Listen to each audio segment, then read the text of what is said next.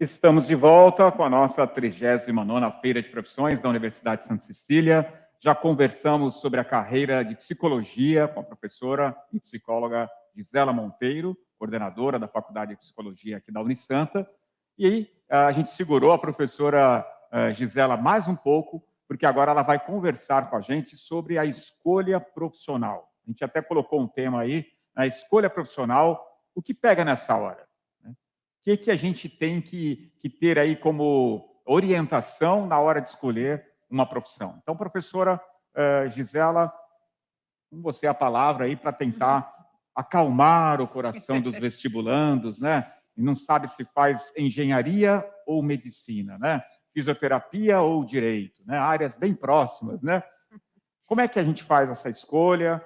O que a gente tem que considerar no primeiro momento, professora? Então, gente, vamos lá.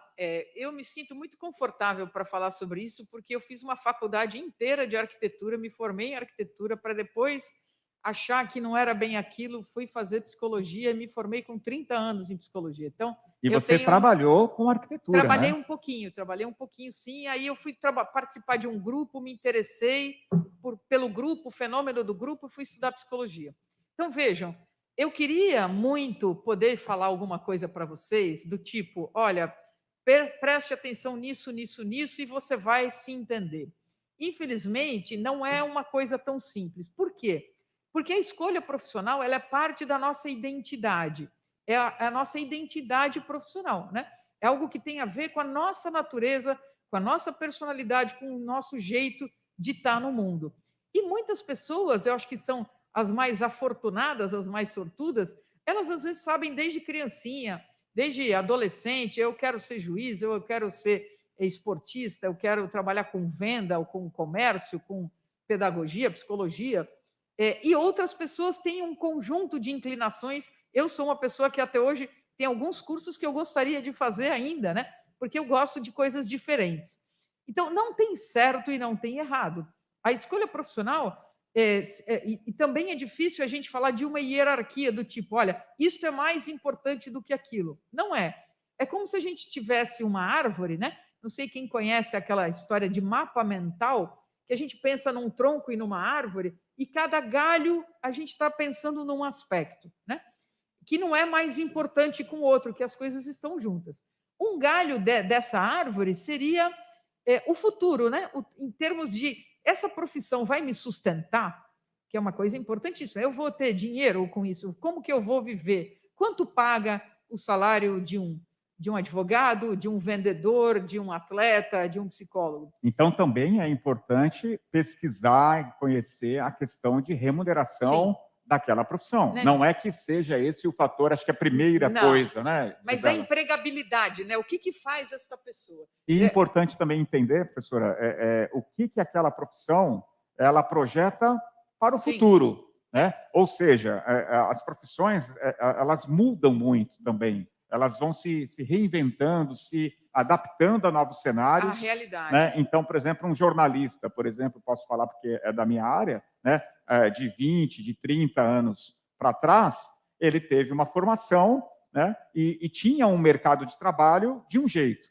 Hoje, o jornalista que não está conectado com a questão digital, né, do jornalismo digital, ele está fora, né, vamos dizer assim, da que a geração está consumindo, né, e do que vai ser daqui para frente.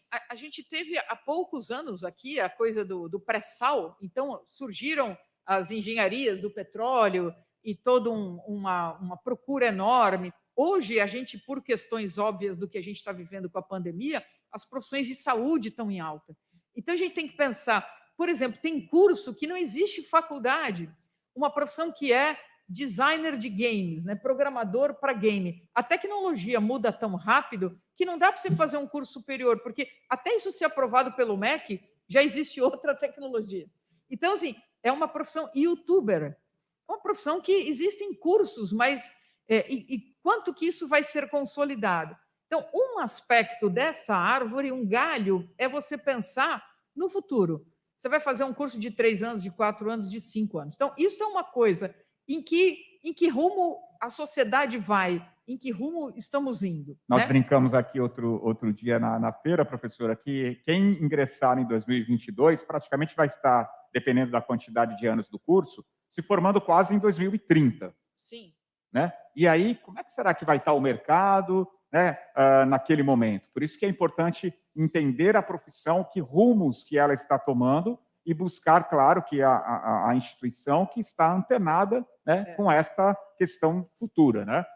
E vamos a outros aspectos, professora.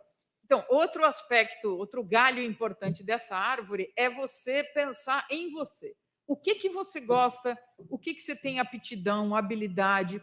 Às vezes você tem facilidade numa coisa, eu tenho facilidade em exatas, em fazer conta, eu gosto muito disso, ou eu tenho facilidade artística, eu desenho bem, ou eu gosto de me comunicar. Então, é você olhar por que você gosta e tem facilidade de fazer. Um outro aspecto dessa característica sua é você pensar num binômio introversão-extroversão. Né?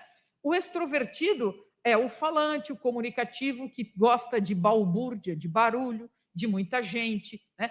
E a gente tem uma tendência social a achar que esse cara ele vai ser bem sucedido. Não é verdade, porque a gente tem, de outro lado, os introvertidos. Os introvertidos são mais quietos, mais pensantes, né? Fazem mais reflexão, e eles são ótimos analistas. Né? A gente precisa muito de pessoas que pensam, que fazem análise, que fazem reflexão, para pensar processos, para pensar planejamento, para pensar futuro. Então, não pense porque que os extrovertidos sempre garantirão o seu lugar ao sol e que os introvertidos não. Mas é legal você pensar qual é a tua... E tem um espectro, né, do mais introvertido ao mais extrovertido. Onde você está nisso aí? Qual é a tua necessidade de contato? Você gosta de um trabalho cotidiano, disciplinado, regulado, ou você gosta de improviso, de estar na rua, de estar falando com as pessoas, de estar fazendo coisas diferentes todo dia? Né? Também são coisas muito diferentes. Se a gente pensar que o Drummond, né, o Carlos Drummond de Andrade, o grande escritor e poeta brasileiro, ele foi um servidor público. Ele tinha um trabalho das 9 às 5 na prefeitura, no estado, no Rio de Janeiro, e era um enorme poeta, né, um grandíssimo, uma pessoa capaz de expressar. Então, não existe o certo e o errado, existe você olhar para você, e aí esses processos que tem de orientação vocacional, com psicólogos, ajudam você a se olhar. Uma dica que eu dou para você também tentar se conhecer é você perguntar para quem está à tua volta. As pessoas que são próximas, vocês, que convivem muito, os melhores amigos, os parentes próximos. Você acha que eu sei? Eu lembro que uma professora da minha filha uma vez falou como ela enxergava a minha filha, porque ela escrevia, gostava de escrever, e falou assim: nossa, eu vejo ela numa área ligada a isso, assim, assado e tal. Então, o professor está ali todo dia com o aluno. Ele tem essa capacidade de ajudar o aluno a se perceber. Isso então, é muito legal. Um tronco importantíssimo é esse tronco do autoconhecimento, de você conhecer as suas competências, o seu jeito, a sua forma, como você se imagina, que tipo de trabalho você acha que tem sentido para você. Você me fez voltar aqui no tempo, professora, e eu sou de uma formação técnica, né? Eu fiz o ensino médio técnico e tinha tudo para ingressar no ensino superior na área de tecnologia, para dar sequência nos estudos, né? E essa era a expectativa até da minha família, do meu pai. E quando eu cheguei para ele e falei: pai, eu acho que eu vou fazer jornalismo. Ele quase teve um infarto e falou: mas filho, você fez ensino técnico, você fez eletrônica, como é que você vai? Não vai fazer engenharia? E eu estava, numa das aulas do meu curso técnico, tinha uma disciplina que ela fugia um pouquinho, que era mais para a área de relatórios, e tinha uma professora, você falou que é importante perguntar para quem está ao nosso redor. Essa professora, num bate-papo muito informal, eu acho que estava fazendo uma redação, ela falou: olha, você escreve muito bem, viu? Você, de repente, seria um ótimo jornalista. Ela nem poderia falar, talvez, aquilo, porque eu estava no curso técnico, ia me desestimular, né? E eu fiquei com aquilo na cabeça, aquela mensagem. Então, ouvir quem está ao seu redor, né? Pessoas próximas, seus colegas, seus amigos, principalmente também os pais que têm toda uma experiência aí de vida, né? Claro que não é aquilo que, às vezes, o pai e a mãe também sonham algo para o filho, mas, de repente, é outra coisa que vai ser a realização profissional, né, de cada um desses jovens. E importante também, Gisela, só complementando um pouquinho, né? O jornalista gosta de falar, você sabe, né? Não tem jeito. Mas eu queria ressaltar o seguinte: vamos procurar saber aquilo que a gente gosta de realizar, que faz bem, e todo mundo fala, quando você procura algo que você gosta, você vai ter um sucesso profissional. Lembrando que, mesmo na profissão que tem tudo a ver com você, tem coisas ali que também não são tão legais de se fazer, né? Não é 100%. Então, você vai encontrar naquela profissão uma ou outra coisa que também não é tão agradável, né? De repente, uma questão, você quer tal profissão, mas na empresa que você entrou é um horário mais rígido, não é algo tão flexível, e você tem que se adequar àquilo, você tem um outro estilo de vida. Então, ao escolher a carreira e estar dentro da área, você pode também buscar outras possibilidades dentro daquela mesma área para ir buscando aquilo que mais agrada, que mais se satisfaz. Não é isso mesmo, Gisela? Sim, sim. Não tem jeito, em qualquer carreira, em qualquer trabalho, para a gente fazer algo com uma qualidade razoável, boa e eventualmente excelente, tem que trabalhar, se dedicar a estudar, né? Não existe, a não ser que seja um talento extraordinário, que você tenha um destaque, porque você tem uma habilidade muito acima e fora da média.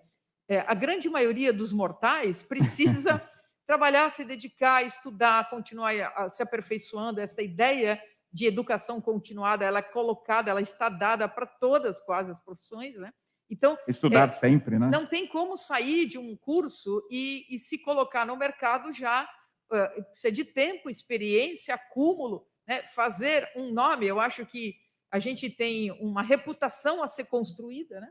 Um nome a ser construído. Só voltando para a minha árvore, né? Eu queria falar de um outro galho. Um outro galho que tem é a expectativa. E aí eu me refiro mais à expectativa de quem está do teu lado, né? A gente ainda hoje, em 2021, vê jovens muito inseguros, muito preocupados, muito tensos, porque os pais querem que eles sigam determinada situação, determinada carreira, ou não querem que siga outra, né? Então, eu já vi médico reclamando que o filho ia fazer artes plásticas, vai fazer filosofia, vai dar aula, né? Eu acho que o curso que é base para qualquer outro, né? Estudar filosofia. Hoje em dia, existem formados em filosofia dentro de televisões bastante importante, fazendo análise, sabe, Big Data, essa coisa que a gente tem um volume gigantesco de informação disponível.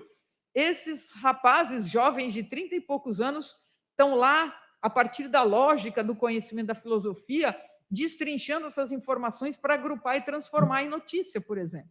Então, não é tão linear e tão óbvio que quem vai fazer sociologia só vai dar aula de ciência política, de sociologia. Não.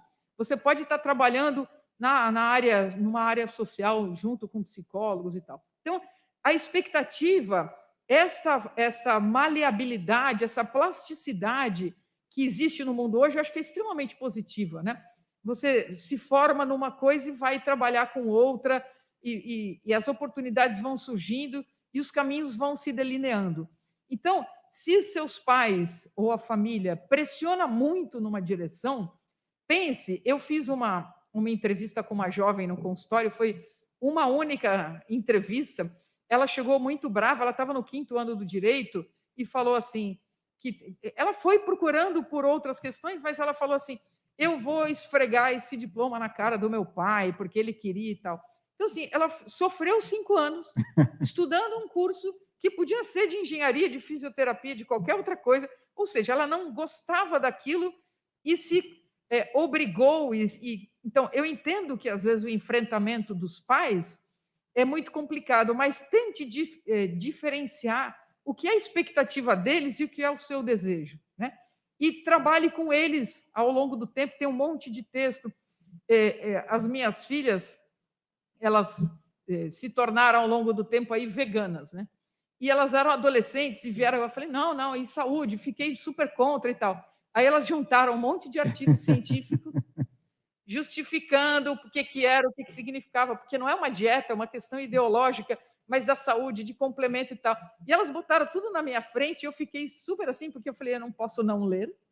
E depois que você lê, você se convence, entende? Então, assim, use estratégias e ferramentas e jeitos, se você quer argumentar com seus pais, e claro, eles são mais experientes, eles são mais incisivos, mas lute para você ir por um caminho que tem sentido para você.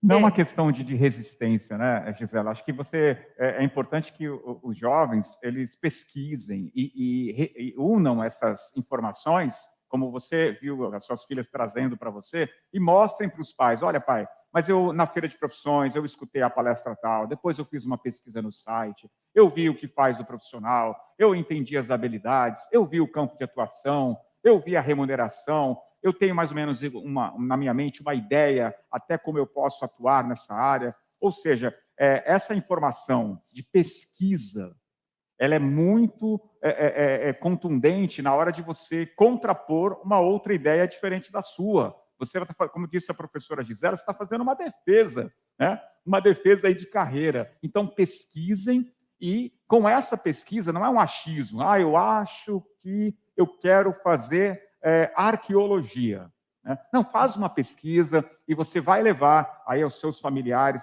tudo aquilo que você pesquisou, tudo aquilo que você buscou, e eles vão ver o brilho nos seus olhos. Não é isso, professor? Bom, sem dúvida, eu acho que é isso que o Christian está falando, né, de você ter informações. O último galho que eu queria falar dessa árvore chama-se escolha. Né? Então, de posse deste autoconhecimento, de ouvir as pessoas que estão em volta, de pensar no futuro, de pensar o que você acha que tem sentido para você, de pesquisar, de procurar, entra. Já várias pessoas falam assim para mim: professora, me fala da psicologia. Gente, eu podia ficar 3 horas falando de psicologia. Entra num site da Unisanta, por exemplo, que tem um monte de profissão dentro das diversas áreas, nas graduações. Olha a grade curricular. Se você gostar de 70%, tá bom. Não tem como entrar num curso e gostar de 100%. Dentro da psicologia, quando eu fiz faculdade, tinha uma área ou outra que eu gostava menos. Eu estudava menos e mergulhava nas que me interessavam mais. Né? No mundo do trabalho é assim, você não vai gostar de 100%. Mas se você gostar de 70%, 65%, 70%, 80%, tá bom. Então, olha a grade, olha o que tem de oferta. E aí, quando você for escolher, também não tem jeito, a gente queria ter bola de cristal e poder dizer, olha, faça isso, faça aquilo. Outro dia, a menina da TV me ligou para falar, a gente queria fazer uma matéria, né, para a semana sobre... E quando o aluno ouve que ele tem que ser biólogo e ele decide ser contador.